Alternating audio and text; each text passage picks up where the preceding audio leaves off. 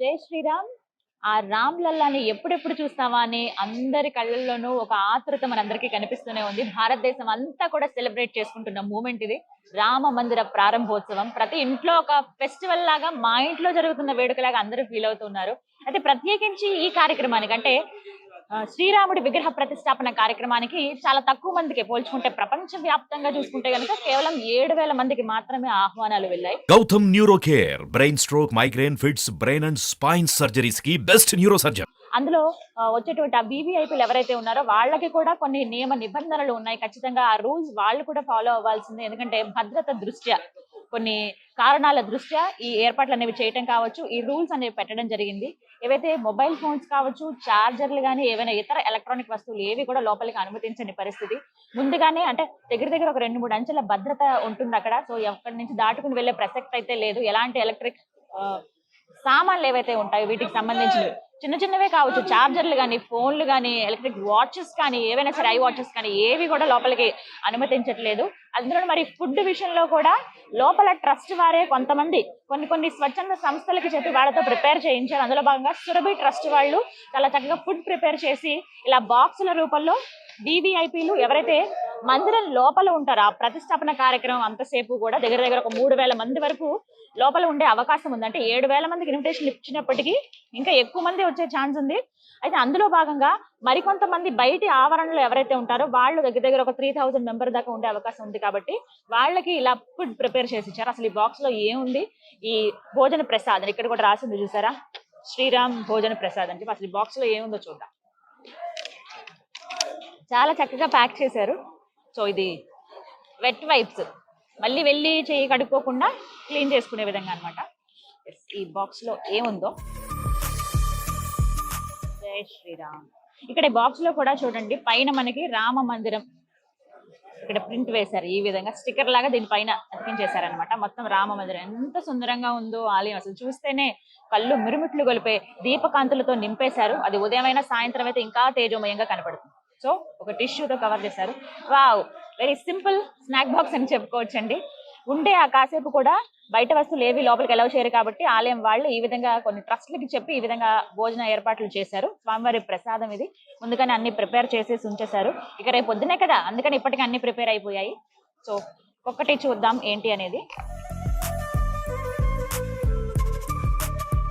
Silver paper లో కొంచెం వేడిగా ఉంది. ఇంకా ఇప్పుడు నేను పట్టుకున్నా కూడా అసలే చెప్పాలండి, ఇక్కడ చాలా చల్లటి వాతావరణం. దగ్గర 10 డిగ్రీలు ఉంది, 10-11 డిగ్రీలు.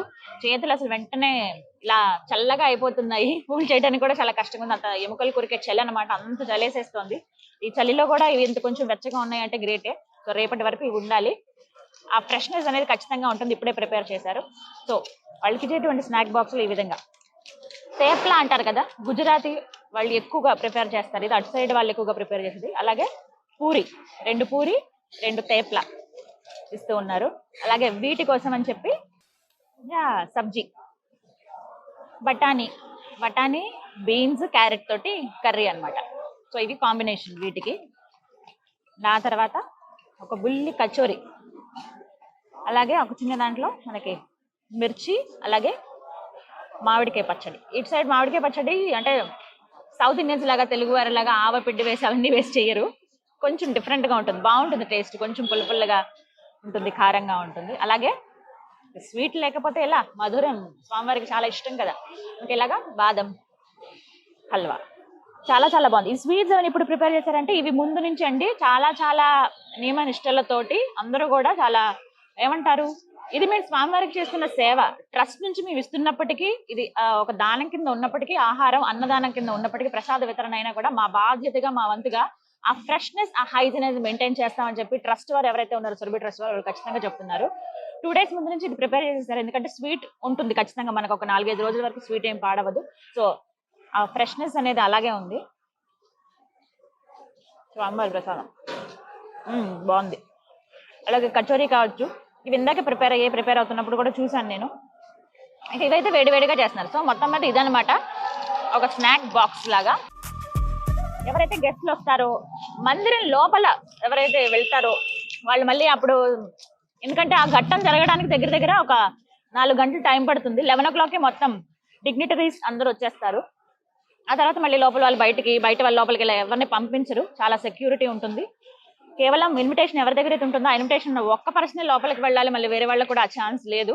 సో అంత కట్టుదిట్టమైన భద్రత ఏర్పాట్లు చేశారు, చాలా స్ట్రిక్ట్ రూల్స్ అయితే ఫాలో అవుతున్నారు. సో వచ్చిన వాళ్ళకి ఈ విధంగా భోజన ప్రసాదం ఏర్పాట్లు అన్నమాట. అదృష్టం ఉండాలి ఏదైనా స్వామివారి ప్రసాదం మనం తినాలంటే. సో ఇవన్నీ అవ్వగా మళ్ళీ చేతులు కట్టుకోవడానికి కానీ పక్కకు వెళ్లకుండా జస్ట్ వెట్ వైప్స్ కూడా ఇచ్చారు. సో ఇలా పెట్టేసి మొత్తం ప్యాక్ అన్నమాట ఇదంతా. ఎంత చల్లగా ఉందంటే ఇక్కడ మాట్లాడుతున్నా కూడా మాటలు అసలు సరిగ్గా మాట్లాడలేకపోతున్న పరిస్థితి, చాలా చలేస్తుంది. కానీ ఆ స్వామిని తలుచుకుంటూ చకచకా పిల్లలందరూ, ఈ ట్రస్ట్ సంబంధించిన పిల్లలు ఎవరైతే ఉన్నారో వాళ్ళు ప్రిపేర్ చేసేస్తున్నారు. పిల్ల పెద్ద అందరూ కలిసి, ఎక్స్ స్టూడెంట్స్ ఎవరైతే ఉన్నారో బయటకు వెళ్ళిపోయి వాళ్ళు జాబులు చేస్తున్న వాళ్ళు కూడా మా వంతుగా మేము సహాయం చేస్తాము, మా వంతుగా ఇది ఒక సేవ కార్యక్రమంగా, ఇది మా బాధ్యతగా వచ్చి చేస్తామని చెప్పి వచ్చి సేవ చేస్తున్నారు అన్నమాట ఆ రామయ్య కోసం. సో మొత్తం మీద స్వామివారి భోజన ప్రసాదంలో ఈ కిట్ మొత్తంగా ఈ బాక్స్ లో ఇలా నేను చూపించినటువంటి ఆహార పదార్థాలు ఉన్నాయి, సేమ్ కిట్. ఇవి దగ్గర 3,000 అయితే ఇప్పుడు రెడీ అయిపోయి ఇంకా కొన్ని కూడా రెడీ చేస్తామని చెప్తున్నారు. ఎవరైతే ఆలయ ప్రాంగణం లోపల ఉంటారో వాళ్ళ కోసం ఈ బాక్సెస్ అన్నమాట. మిగతా వాళ్ళు ఫ్రీగా అన్నదానం కూడా చేస్తున్నారు. మిగతా ఎవరైతే 10,000కు పైగా భక్తులు వచ్చే అవకాశం ఉంది కాబట్టి వాళ్ళకు కూడా ఎటువంటి ప్రాబ్లం లేకుండా అన్నప్రసాద వితరణ ఉంటుంది. వీటితో పాటు ఒక వాటర్ బాటిల్ కూడా ఇస్తున్నారు. సో ఇదన్నమాట. సో ఏదేమైనా కానీ ఎప్పుడెప్పుడు ఆ స్వామివారిని చూస్తామనే ఉంది. రామ మందిరంలో మన 500 సంవత్సరాల నిరీక్షణ ఇది. వందల మంది హిందువులు కావచ్చు, అలాగే భారతీయులు కోట్లాది మంది కళ ఇది. మనం ఎంత సంబరపడిపోతామో కదా ఈ మూమెంట్ కి. మన ఇంట్లో ఫంక్షన్ అయినట్టే నాకైతే ఇక్కడికి వస్తే అది అనిపిస్తుంది. అడుగడుగున ఎవరెళ్లలో వాళ్ళు హ్యాపీగా సెలబ్రేట్ చేసుకుంటున్నారు, జై శ్రీరామ్ జై శ్రీరామ్ అంటూ మొత్తం అడుగడుగున వీళ్ళే కనిపిస్తున్నారు. టైం దగ్గర 9:30 10 అవుతోంది. ఇంకా 6కో 7కో ఉన్న సందడి కనిపిస్తుంది ఇక్కడ. రాత్రంతా ఇదే విధంగా సంబరంగా గడిపేస్తున్నారు. రేపే కదా మరి అద్భుతమైన ఘట్టం ఉంది, ఆ ఘట్టం కోసం అందరూ ఎంతో ఆతృతగా ఎదురు చూస్తున్నారు. జై శ్రీరామ్.